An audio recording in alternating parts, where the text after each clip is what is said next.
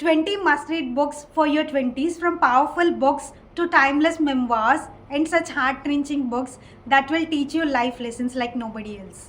Hello, welcome or welcome back to my channel Read with Bindu. For today's video, I am going to give you 20 book recommendations to read in your 20s. 20s is all about self-discovery and figuring out who you are. These books will help you in doing that. Without further ado, let's dive into the video.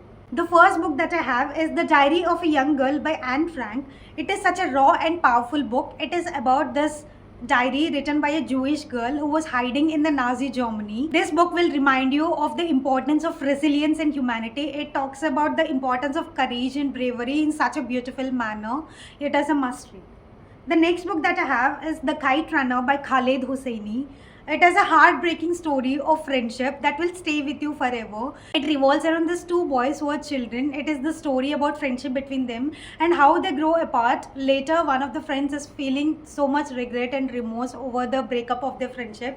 That's the entire story is about. Next up, I have A Man Called Ove by Frederick Backman. It is a moving story about an unlikely friendship. It is about this grumpy old man. His wife passed away and he's going through so much grief. And then a newly neighbors come into the apartment next door to him. Then there is this unique friendship or the relationship established between these two people. That's what the entire story is about. It teaches you a lot about compassion and friendship at the places that you least expect. Next up, I have Know My Name by Chanel Miller. It is a memoir written by Chanel Miller. Please read the trigger warnings before reading this book. She was a victim of SA in a Stanford case in 2016. She writes about her entire journey, her experience going through the abuse, and when she speaks about it, what are all the things that she is going through by the society and in the court during her hearing. That's what the story is about. It is such a powerful and heartbreaking story about courage, strength, and self-discovery. You have to read it. One of the main themes in this book is healing, which is very much needed for any people of any age. This book changed my life in multiple ways that I cannot even fathom to tell. Next up, I have Tomorrow and Tomorrow and Tomorrow by Gabrielle Zevin. It is a story about friendship and creativity and how different people connect through art. It talks about how art can be an avenue for any two people to connect, even if you have nothing in common. It's about these three characters of friendship group who loves video games. They are video game makers, but the book deals with raw emotions of humans in such a detailed way. It is so heartbreaking. Next up, I have The Secret History by Donna Tartt.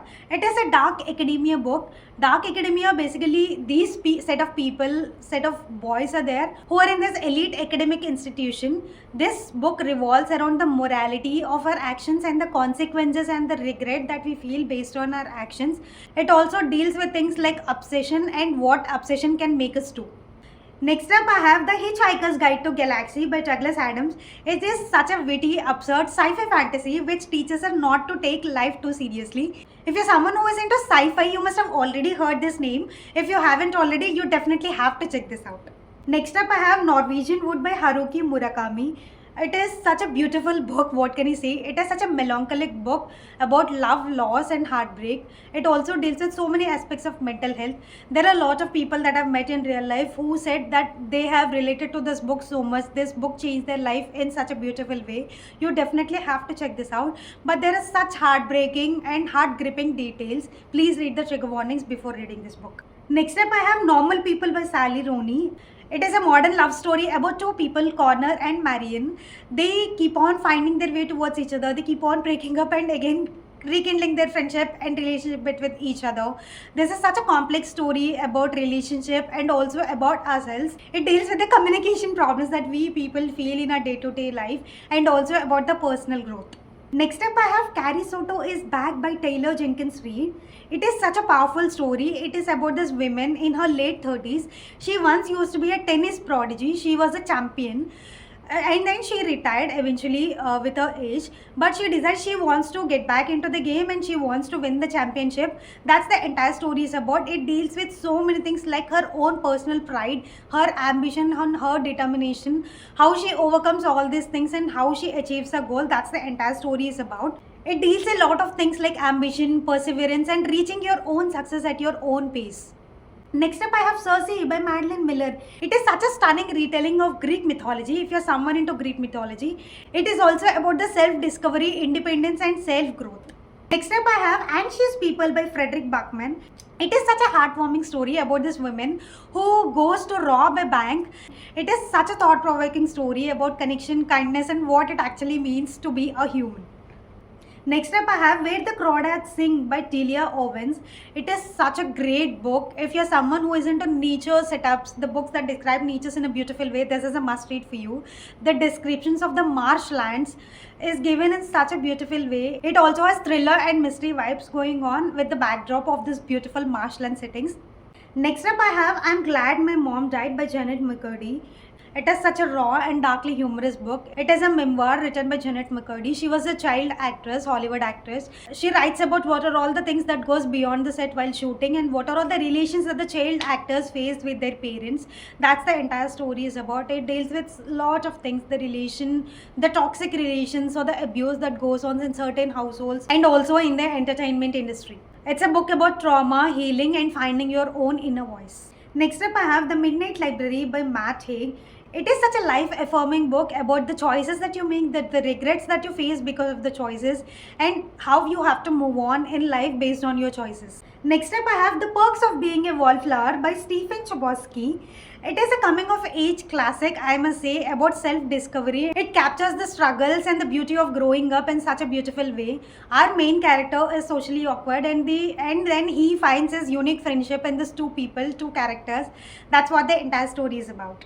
Next up I have The Song of Achilles by Madeline Miller. If you're someone who's into Greek mythology, you would absolutely love it. It is a retelling of these two characters, Achilles and Patroclus, and the love and sacrifice that goes on between these two people. It teaches us a lot about the sacrifice, and also it has so many scenes about the ground reality of the war, what actually goes around on the ground when we talk about war, because we tend to glorify war so much, but the actual reality is very, very different. Next up I have Before the Coffee Gets Cold by Toshikazu Kawaguchi. This is such an interesting book. The premise is so interesting. It has this cafe in which there is one particular seat. If you sit on the chair, you can travel in time, either into the back or into the future. There are such individual stories about 4 to 5 people, short stories in this entire book.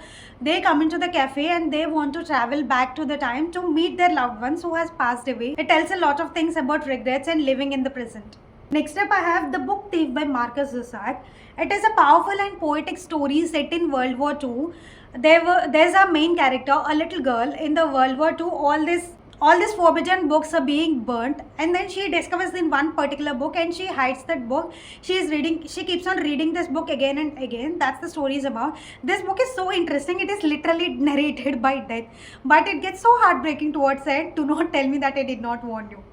Okay, that's all I have for today's video. Those are the 20 books to read in your 20s. Each of this book carry a piece of wisdom, comfort and resilience that we very much need in our 20s. Let me know in the comments below whether you have read any of these books. Do not forget to like and subscribe. See you in the next one. Bye-bye. Over by Frederick Mark. Grumpy Old Man, who communication problems that we people who is back by Taylor. It is such a stunning. It is such a life for